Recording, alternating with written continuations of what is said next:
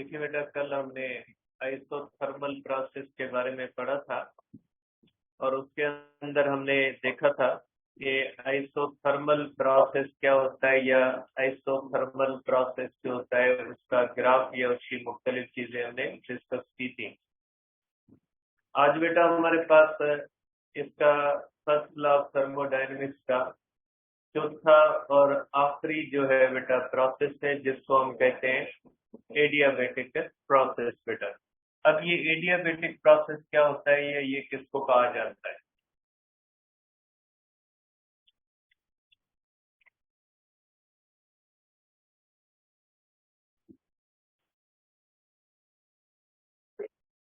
देखिए बेटा, adiabatic process के बारे में आप कहोगे कि प्रोसेस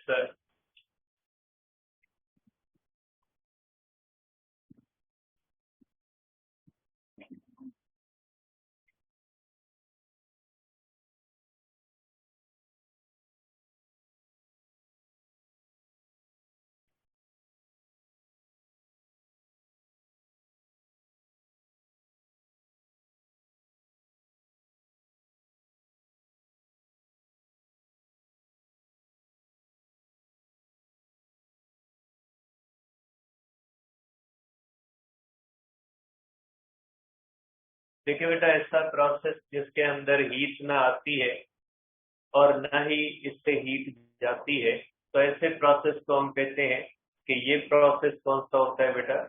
ये प्रोसेस एडियाबेटिक प्रोसेस है। अब ऐसा सिस्टम जिसके अंदर हीट न आती है और न ही जाती है, तो क्या ऐसे सिस्टम के अंदर वर्क का होना पॉसिबल है या नहीं है? तो ये चीज हमें बताता है एडियाबेटिक प्रोसेस। जिस तरह से हम इससे पहले तीन सिस्टम पढ़ चुके हैं जिसमें हमने आइसोबैरिक पढ़ा है, आइसोकोरिक पढ़ा है और आइसोथर्मल पढ़ा है। ये जो तीनों प्रोसेसेस हैं, इन तीनों प्रोसेसेस के अंदर हीट इन भी फ्लो कर सकती है और आउट भी फ्लो कर सकती है। इन तीनों प्रोसेसेस में से जो आइसोबैरिक प्रोसेस था या आइसोथर्मल प्रोसेस था, आइसोबैरिक और आइसोथर्मल जो प्रोसेस था, इनके अंदर हीट ने फ्लो किया था और हीट की बुनियाद पे जो है वो वर्क हुआ था। ठीक है। अब हम देखते हैं कि एडियाबेटिक प्रोसेस के अंदर अगर वर्क होता है तो वो किस बुनियाद पे होता है या कैसे होता है। देखिए बेटा, सपोज करें हमारे पास में एक ऐसा सिस्टम है जिसका जो बॉटम होता है, वैसे हमने पढ़ा है कि थर्मोडायनेमिक सिस्टम का जो बॉटम होता है वो कंडक्टर का होता है, बाकी उसकी जो वॉल्स और पिस्टन होती है वो इंसुलेटर की होती है। लेकिन आप ये कह लें कि ये जो थर्मोडायनेमिक सिस्टम है, इसका बॉटम जो है ये भी किसका है? ये इंसुलेटर का है। अब अगर देखें बेटा, इस सिस्टम के अंदर हमारे पास एक गैस है, इसका प्रेशर जो होता है ये P1 है, वॉल्यूम V1 है और टेम्परेचर T1, और इसके ऊपर ये प्रेशर है। इस तरह से आप कह सकते हैं प्रेशर। ठीक है। अब अगर बेटा आप इसका प्रेशर कम करो, ठीक है, अगर इसका प्रेशर कम करोगे तो ये गैस क्या होगी? एक्सपेंड करेगी। अगर गैस एक्सपेंड करेगी, इसका मकसद है कि इसके अंदर वर्क हुआ है। अब हीट इसके अंदर न आएगी न जाएगी, क्योंकि ये एक ऐसा सिस्टम होता है जो सराउंडिंग से आइसोलेटेड होता है। अगर ये सिस्टम सराउंडिंग से आइसोलेटेड है और इसके अंदर वॉल्यूम बढ़ता है और इसके अंदर एक्सपेंशन होती है और वर्क होता है, तो ये वर्क कहाँ से होता है? तो देखिए बेटा, इस सिस्टम के अंदर इंटरनल एनर्जी होती है। जब ये सिस्टम एक्सपेंड करता है तो इसकी इंटरनल एनर्जी कम हो जाती है, और इंटरनल एनर्जी जो कम होती है वो किस में चली जाती है? वो वर्क में चली जाती है। ठीक है। तो आप कहेंगे कि ये सिस्टम वर्क करता है, लेकिन ये सिस्टम वर्क हीट की बुनियाद पे नहीं करता। ये सिस्टम किसकी बुनियाद पे वर्क करता है? इंटरनल एनर्जी की बुनियाद पे वर्क करता है। तो आप कहोगे कि इसके अंदर ये होता है कि वर्क इज डन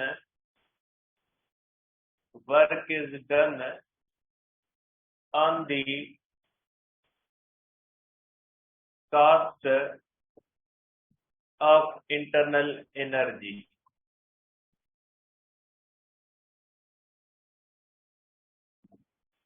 ये जो होता है बेटा, ये वर्क किसकी बुनियाद पे होता है? On the cost of internal energy होता है। अब देखिए, जब एक्सपेंशन होती है बेटा, तो वर्क किसका होता है? वर्क डन बाय सिस्टम होता है या वर्क डन ऑन सिस्टम होता है? वर्क डन बाय सिस्टम होता है। अब इसके नतीजे में जाहिर सी बात है, अगर वर्क हुआ है तो एनर्जी कहाँ से आई है? Internal energy. अब ये इंटरनल एनर्जी का क्या हुआ होगा? बढ़ी होगी या कम हुई होगी? सिंपल सी बात है बेटा, अगर वर्क हुआ है तो वो किसी एनर्जी से हुआ होगा, तो एनर्जी क्या हुई है? कम हुई। तो आप कहोगे कि जब एडियाबेटिक प्रोसेस होता है और एडियाबेटिक प्रोसेस के अंदर जब वर्क होता है, तो वो वर्क जो होता है वो इस बात पे डिपेंड करता है कि इंटरनल एनर्जी बढ़ी है या इंटरनल एनर्जी कम हुई है। अगर सिस्टम की इंटरनल एनर्जी कम हुई है, इसका मकसद है work done by the system है। अगर इंटरनल एनर्जी बढ़ी है, इसका मकसद है ये work done on the system है। तो आप कहोगे कि ये जो वर्क हुआ है इस तरह से, ठीक है। अब ये जो वर्क हुआ है बेटा, ये वर्क किसके इक्वल हो जाएगा? चेंज ऑफ इंटरनल एनर्जी, क्योंकि चेंज इसके इंटरनल एनर्जी डिक्रीज हुई है। तो इंटरनल एनर्जी की डिक्रीज को हम क्या कहते हैं बेटा? कि ये जो डिक्रीज है इसको हम किससे बेटा शो करते हैं?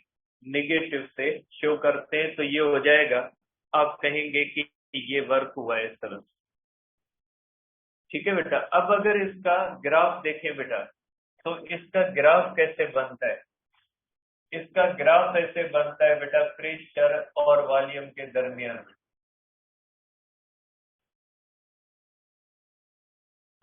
प्रेशर और वॉल्यूम के दरमियान जो होता है बेटा, जो ग्राफ बनता है, अगर आप कहोगे कि प्रेशर P1 ज्यादा है, ठीक है, तो ये ग्राफ जो बनता है बेटा, ये इस तरह से बनता है। जिस तरह से प्रेशर P2 बेटा कम हो गया है, जिस तरह से आइसोथर्मल प्रोसेस का ग्राफ बनता है, इसी तरह से एडियाबेटिक का ग्राफ बनता है। ठीक है। फर्क किस चीज का होता है? यहाँ पे होता है बेटा, अगर आप कंपैरिजन करें, अगर कंपैरिजन करें दोनों के दरमियान,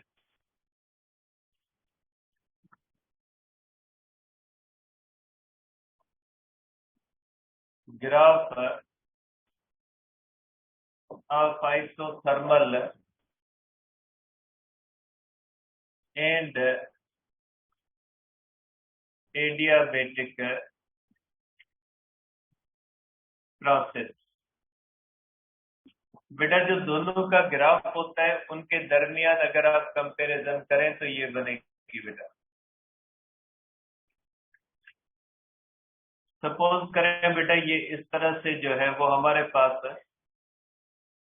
इस तरह से बनता है बेटा, प्रेशर और वॉल्यूम के दरमियान। अगर ये बेटा एडियाबेटिक प्रोसेस है तो ये ग्राफ इस तरह से बनेगा बेटा, और अगर आइसोथर्मल प्रोसेस होता तो ये ग्राफ थोड़ा इस तरह से बनता। ठीक है। दोनों में फर्क ये होता है कि ये थोड़ा ज्यादा छोटा भी होता है और वर्टिकल होता है, जबकि ये थोड़ा हॉरिजेंटल भी होता है और क्या होता है बेटा, लंबा बनता है। ठीक है। तो इन दोनों में फर्क ये होता है कि ये थोड़ा ज्यादा जो होता है वो वर्टिकल शेप लेता है, जबकि ये जो होता है ये इस तरह से हॉरिजेंटल शेप का होता है। आप कहेंगे कि ये ग्राफ जो होता है बेटा, ये आइसो थर्मल एक्सपेंशन का है, और ये जो ग्राफ है बेटा ये किसका है? ये है हमारे पास एडियाबेटिक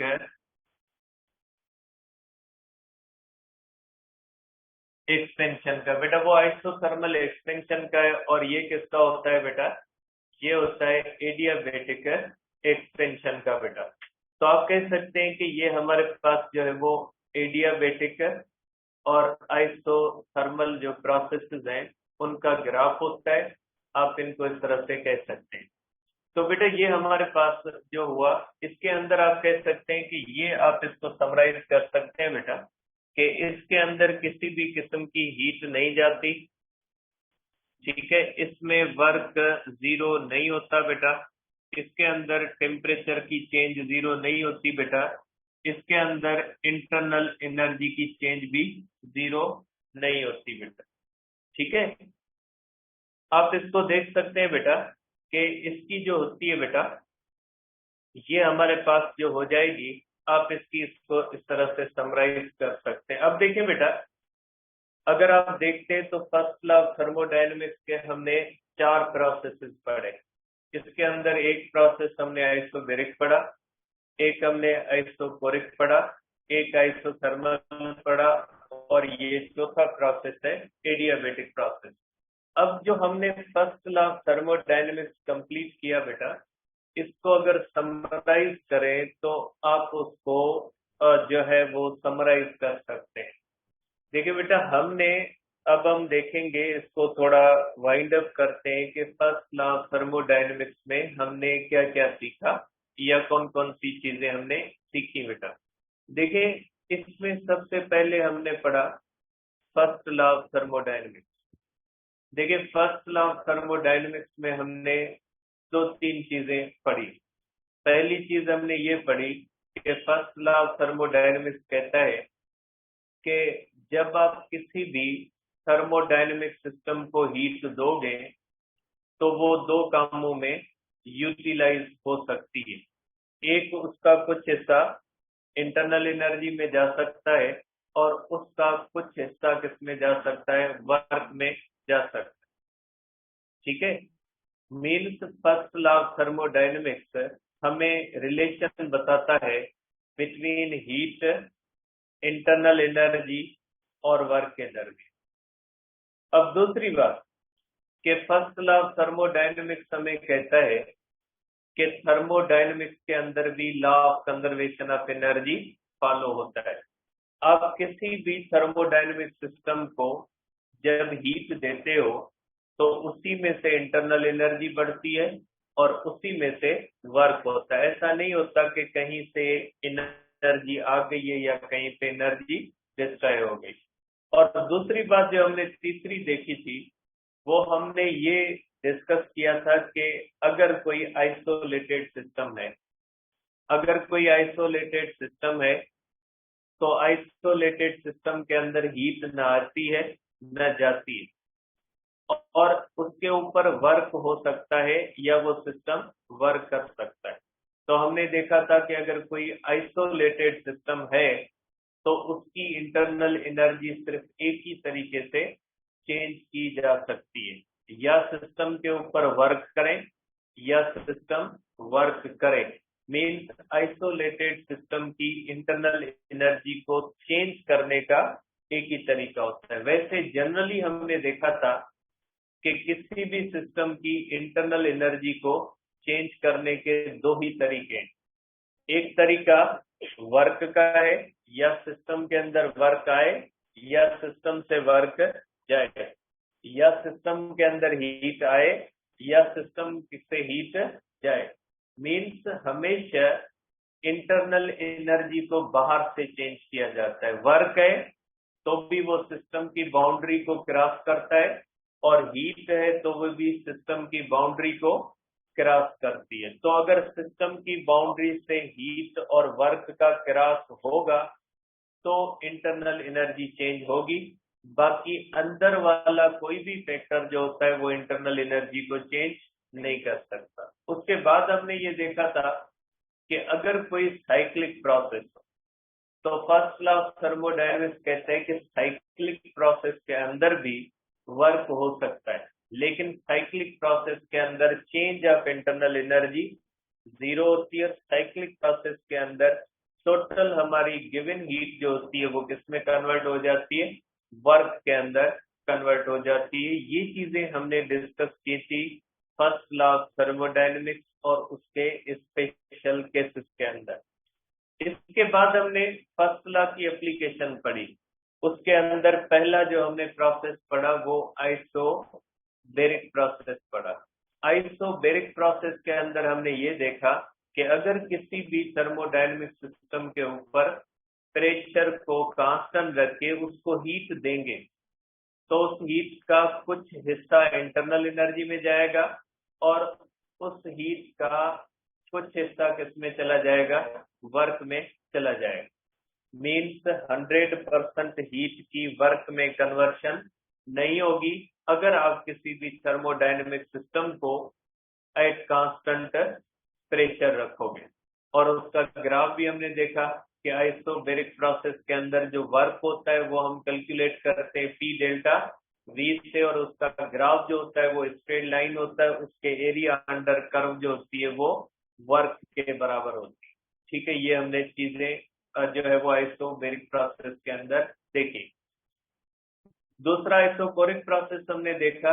आइसोकोरिक प्रोसेस के अंदर हमने ये डिस्कस किया कि जरूरी नहीं है कि आप हीट दो उसमें से वर्क हो, वो पूरी की पूरी आपकी हीट जो होगी वो किसमें चली जाती है, चेंज ऑफ इंटरनल एनर्जी में भी जा सकती है। तो अगर आप कांस्टेंट वॉल्यूम रखोगे और कांस्टेंट वॉल्यूम रखने के बाद अगर आप उसको हीट दोगे तो वो पूरी की पूरी हीट किसमें चली जाएगी, चेंज ऑफ इंटरनल एनर्जी में चली जाएगी और आपको किसी भी किस्म का वर्क नहीं मिलेगा। तो आप कह सकते हैं कि आइसोकोरिक प्रोसेस ये कहता है कि अगर आप किसी भी थर्मोडायनेमिक सिस्टम को कांस्टेंट प्रेशर पे रखोगे तो आपको किसी भी किस्म का जो है वो वर्क नहीं मिलेगा। आपकी टोटल गिवन हीट जो होगी वो किसमें चली जाएगी, change of internal energy. Means 100% conversion of heat into internal energy possible है, लेकिन वो तब होगी जब आप सिस्टम का वॉल्यूम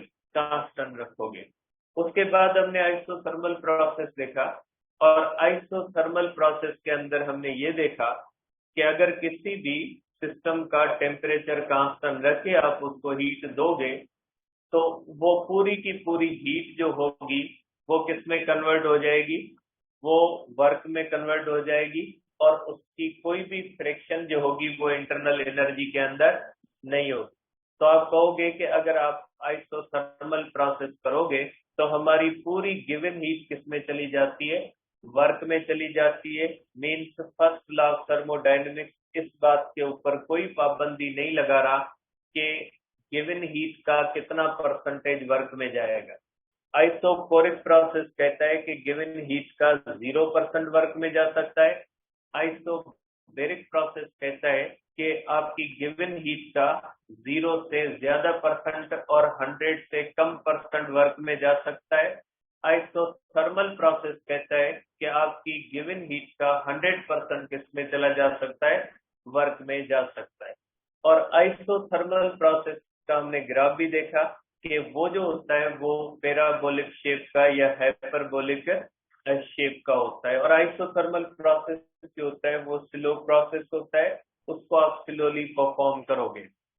उसके बाद हमने ये डिस्कस किया बेटा कि अगर आइसोथर्मल और आइसोबैरिक के दरमियान कंपैरिजन करें कि किस प्रोसेस के अंदर वर्क हमें ज्यादा मिलेगा, तो सबसे ज्यादा जो वर्क हमें मिलता है वो कंडीशनल है। अगर आप आइसोबैरिक और आइसोथर्मल प्रोसेस में अगर चेंज ऑफ वॉल्यूम बेटा सेम रहती है, मीन्स इनिशियल कंडीशन और फाइनल कंडीशन में चेंज ऑफ वॉल्यूम अगर सेम रहती है, अगर चेंज ऑफ वॉल्यूम सेम रहती है तो आइसोबैरिक के अंदर ज्यादा वर्क होगा और आइसोथर्मल के अंदर कम वर्क होगा। लेकिन अगर हीट सप्लाइड की बात करते हैं कि हीट सप्लाइड अगर इक्वल देते हैं तो आइसोबैरिक के अंदर वर्क कम होगा और आइसोथर्मल के अंदर ज्यादा होगा बेटा, क्योंकि आइसोथर्मल में टोटल गिवन हीट किसमें कन्वर्ट हो जाती है, वर्क में, जबकि आइसोबैरिक में सम फ्रैक्शन ऑफ हीट किसमें चली जाएगी, इंटरनल एनर्जी के अंदर जाएगी। आज हमने एडियाबैटिक प्रोसेस के अंदर देखा कि जरूरी नहीं है कि वर्क हमेशा हीट से मिले। वर्क हमें किससे मिल सकता है, वर्क हमें चेंज ऑफ इंटरनल एनर्जी से भी मिल सकता है। तो यहाँ पे हमारे पास एक बड़ी पॉसिबिलिटी आ सकती है कि अगर हम एडियाबेटिक प्रोसेस करें तो हमारे पास बहुत ज्यादा इंटरनल एनर्जी मौजूद है, हमारे एटमॉस्फेयर के अंदर बहुत ज्यादा इंटरनल एनर्जी मौजूद है, ओशियन के वाटर के अंदर बहुत ज्यादा इंटरनल एनर्जी मौजूद है। तो आप कह सकते हैं कि इंटरनल एनर्जी की इतनी बड़ी अमाउंट जो है वो मौजूद है वाटर के अंदर, ठीक है, या एटमॉस्फेयर के अंदर, अगर हम चाहें तो इससे बहुत ज्यादा अमाउंट ऑफ वर्क ले सकते हैं। मीन्स ये बहुत सारी पॉसिबिलिटीज थी कि हम किस तरह से वर्क हासिल कर सकते हैं, ये हमने इन चार प्रोसेसेस के अंदर देखी बेटा। अब हम डिस्कस करेंगे बेटा सेकंड लॉ ऑफ थर्मोडायनेमिक्स के। सेकंड लॉ ऑफ थर्मोडायनेमिक्स क्या होता है या सेकंड लॉ ऑफ थर्मोडायनेमिक्स हमें क्या बताता है बेटा। देखिए बेटा, second law of thermodynamics, first law of thermodynamics को लिमिट लगाने के लिए आया है।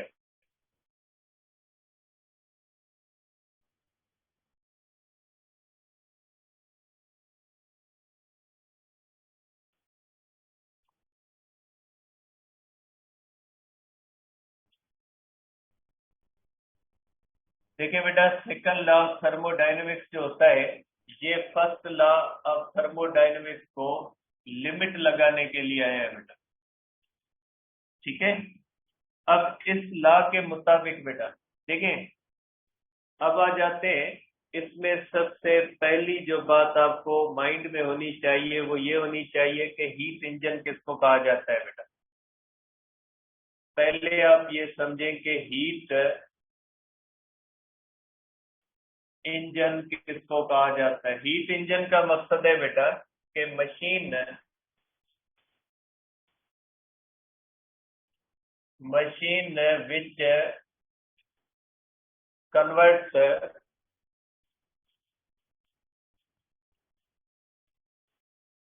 heat energy into mechanical work बेटा।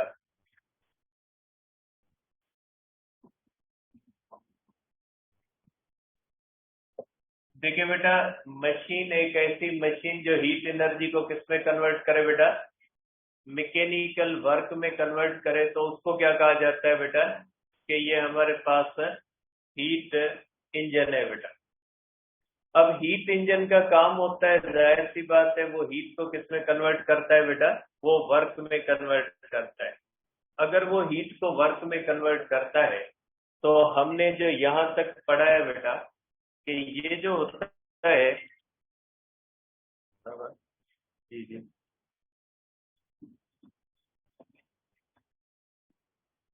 बस यासिन के जो सब नहीं, हाँ हाँ, किससे यासिन के जो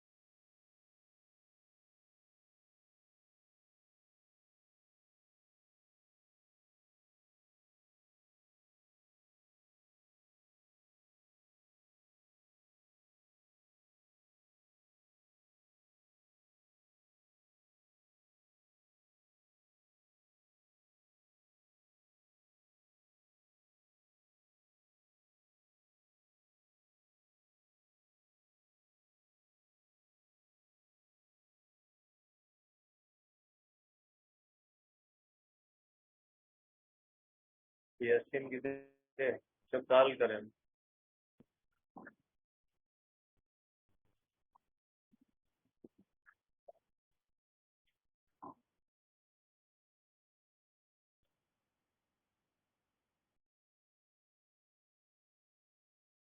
तो શું હોય તો લગે દઈ જે कुछ હવે તો રિસિપ્ટ ઓછી છે तो રિસિપ્ટ ઓછી છે સ્તંભ વગેરે રહેશે ये तो है मुश्किल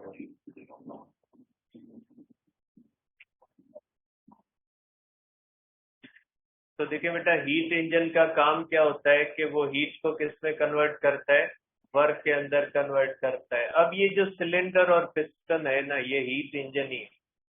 ये यहाँ तक जो आज तक जो प्रैक्टिकल इंजन होता है ना बेटा, उसके अंदर यही है, सिलेंडर है, पिस्टन है, यही सिस्टम है। उसको हीट देते हैं, piston up and down move करता है और वर्क में कन्वर्ट करता है। यही हीट इंजन आप मान लें, ठीक है। अब ये जो सिलेंडर और पिस्टन का जो सिस्टम होता है, इस सिलेंडर और पिस्टन के सिस्टम को हम कहते हैं हीट इंजन है बेटा, ठीक है। अब इसके अंदर बेटा एक होता है कि जो है वो एक हमारे पास एक आइडियल इंजन होता है, ठीक है। आइडियल इंजन की बेटा ये आप देख लें कि ये कंडीशन क्या होती है। ये आइडियल इंजन जो होता है वो किसको कहा जाता है बेटा?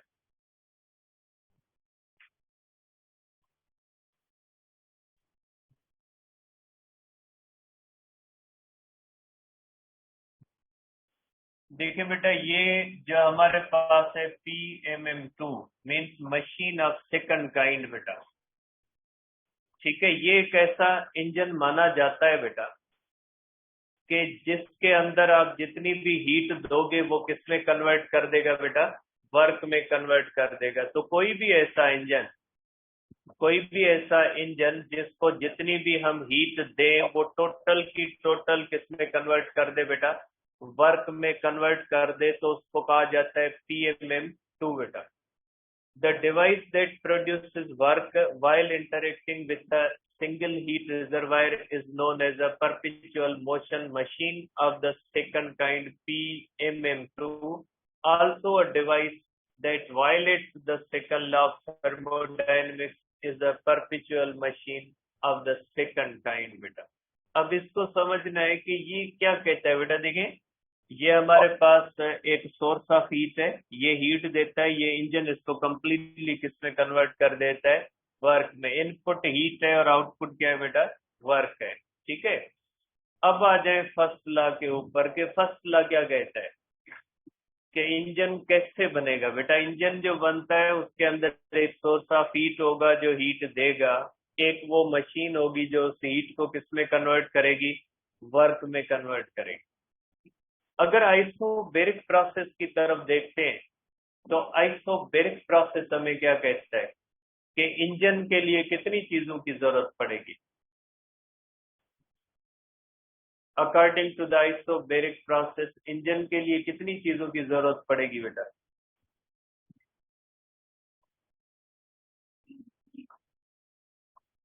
देखिए बेटा सपोज करें according to the isobaric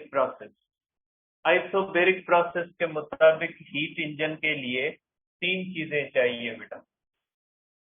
according to isobaric process,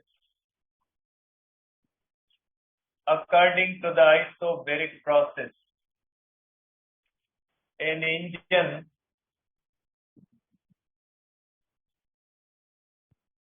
consists बेटा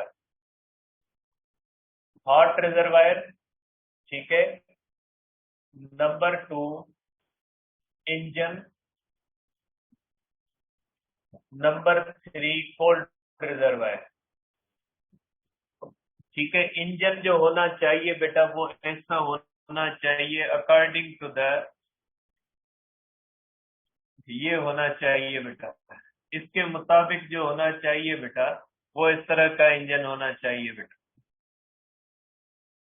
ये इंजन होना चाहिए according to the isobaric process. Means देखिए आइसोबैरिक प्रोसेस क्या कहता है? वो कहता है कि आप टोटल सप्लाइड हीट को वर्क में कन्वर्ट नहीं कर सकते। अगर नहीं कर सकते तो मीन्स सपोज करें आपने 100 जूल आपने हीट दी इंजन को, उसने 80 जूल, ये मैंने बहुत देर बताया, वैसे प्रैक्टिकली 25% या 40% मैं आपको एक जो है वो एग्जांपल दे रहा हूं कि 80 जूल चली के वर्क में 20 जूल कहाँ जाएगी? 20 जूल किस तरफ जाएगी बेटा? मीन्स वो तो वर्क में नहीं गई ना, वो उस इंजन का टेम्परेचर बढ़ाएगी ना। मीन्स हॉट रिजर्वायर हीट देता जाएगा, उसका कुछ हिस्सा किसमें जाएगा? वर्क में जाएगा, इंजन गर्म होता जाएगा। 5 मिनट के बाद, 10 मिनट के बाद आखिरकार उस इंजन का टेम्परेचर बढ़ता बढ़ता किसके बराबर हो जाएगा? हॉट रिजर्वायर के, क्योंकि थर्मल इक्विलिब्रियम आ जाएगा ना। क्योंकि इंजन क्या हो रहा है, इंजन की इंटरनल एनर्जी बढ़ रही है। अगर इंजन की इंटरनल एनर्जी बढ़ रही है, इसका मकसद है फिर 5 मिनट के बाद, 10 मिनट के बाद, 1 घंटे के बाद आखिरकार इंजन का टेम्परेचर कितना हो जाएगा? इंजन का टेम्परेचर हो जाएगा हॉट रिजर्वायर के बराबर। हीट फ्लो करेगी, हीट फ्लो करती डिफरेंस ऑफ टेम्परेचर की। हॉट रिजर्वायर से हीट फ्लो करके इंजन में आएगी तब जब इंजन का टेम्परेचर कम होगा। अब अगर इंजन का टेम्परेचर और हॉट रिजर्वायर का टेम्परेचर बराबर हो जाए तो हीट का फ्लो होगा बेटा? नहीं होगा ना। मीन्स 5-10 मिनट के बाद इंजन कहेगा भाई हमारी बस है, वर्क नहीं हो सकता, क्योंकि हीट का फ्लो नहीं होता। तो जरूरी है कि जो इंटरनल एनर्जी का जो 20 जूल है वो इंजन से कहीं बाहर जाए। साइलेंसर होता है ना, इंजन के अंदर साइलेंसर है ना, वो यही काम तो करता है कि इंजन को आप हीट देते हो, पूरी की पूरी हीट वर्क में नहीं जाती, बाकी साइलेंसर पे जाती है। साइलेंसर को बंद कर दे, इंजन कितनी देर चलता है? नहीं चलेगा, क्योंकि इंजन का टेम्परेचर बढ़ जाएगा। इंजन जो होगा उसका टेम्परेचर हॉट रिजर्वायर के बराबर होगा। जरूरी है कि ये एटमॉस्फेयर में जाए, एटमॉस्फेयर कोल्ड रिजर्वायर होता है, हीट ले लेगा, और इंजन का टेम्परेचर जो होगा वो नहीं बढ़ेगा। तो आइसोबैरिक प्रोसेस कहते हैं अगर आपने इंजन बनाने तो आपने 3 चीजें यूज करनी है। एक हॉट रिजर्वायर जो हीट दे, इंजन उसको किसमें कन्वर्ट करे? वर्क में। और कोल्ड रिजर्वायर क्या करे? उससे हीट ले ले, रिमेनिंग हीट, ताकि ये कंटिन्यूअसली इंजन के और हॉट रिजर्वायर के दरमियान डिफरेंस बना रहे, और हॉट रिजर्वायर हीट देता जाए और उसमें से वर्क होता जाए, और रिमेनिंग किस में चला जाए? रिमेनिंग चला जाए कंडेंसर के अंदर या कोल्ड रिजर्वायर। इसका मकसद है आइसोबैरिक प्रोसेस कहते हैं। स्पॉन्टेनियसली आपको वर्क उसी सूरत में मिल सकता है जब ये 3 चीजें हो। ठीक है, तो according to the isobaric process ये होना चाहिए। और आइसोबैरिक प्रोसेस के ऊपर हम चला रहे हैं इंजन, प्रैक्टिकली यही इसी प्रोसेस के ऊपर, मोस्टली इसी प्रोसेस के ऊपर इंजन हमारे बने हुए हैं। ठीक है, काम चल रहा है। अगर कोल्ड रिजर्वायर को खत्म कर दें, हीट इंजन की इंटरनल एनर्जी क्या होगी? बढ़ेगी, दोनों का टेम्परेचर। अगर फॉर एग्जांपल ऐसा हो जाए जैसे ये एटमॉस्फेयर है ना, हर चीज से हीट ले रहा है और हर चीज से हीट ले रहा है, एटमॉस्फेयर का टेम्परेचर जब हॉट रिजर्वायर के बराबर हो जाए, हम तो नहीं होंगे, मर जाएंगे क्योंकि इतने टेम्परेचर के ऊपर। लेकिन ऐसी कंडीशन को हम कहते हैं अनअवेलेबिलिटी ऑफ हीट, जिसको हम हीट डेथ कहते हैं, कि मर गई बेचारी हीट। कि जब टेम्परेचर क्या हो जाएगा, इंजन का और हॉट रिजर्वायर का क्या हो जाएगा? बराबर होगा। उस वक्त हीट पड़ी होगी, लेकिन वो वर्क के लिए अवेलेबल नहीं होगी, क्योंकि वर्क उसी सूरत में होगा जब हीट का फ्लो होगा। और हीट का फ्लो तब तक होगा जब तक डिफरेंस ऑफ टेम्परेचर है between hot reservoir and cold reservoir. ठीक है, ये हमें कहता है आइसोबैरिक प्रोसेस। आइसोथर्मल प्रोसेस क्या कहता है बेटा? According to the isothermal process, according to isothermal process,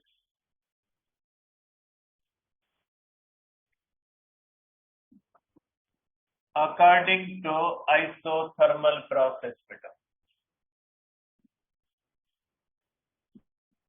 isothermal process के मुताबिक बेटा, आइसोथर्मल प्रोसेस के मुताबिक हीट इंजन